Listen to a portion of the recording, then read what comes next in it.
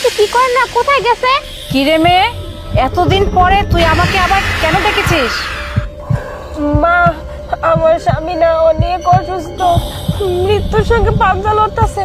Doctor কইছে তার ভালো চিকিৎসা করার লাগবে, অপারেশন করার লাগবে।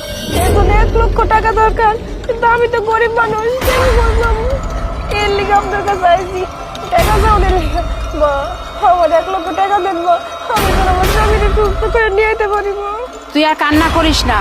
তোকে আমি বলছিলাম যে তুই বিপদে পড়লে আমার কাছে আসবি, আর তুই যেহেতু বিপদে পড়ছিস এবং আমার কাছে আসছিস, আমি তোকে খালি হাতে ফিরিয়ে দিব না। তোর স্বামীর জন্য আমি টাকা দিব, এই নে। মা, আপনি সত্যি আমার মা, আপনি আমার বিপদে এইভাবে আমার পাশে থাকলেন, আমাকে টাকা দিলেন, আমার স্বামীর আমি চিকিৎসা করাবো। আপনি তো আমি অনেক অনেক দোয়া করি, আপনি আরো হাজার হাজার বছর বেঁচে থাকেন।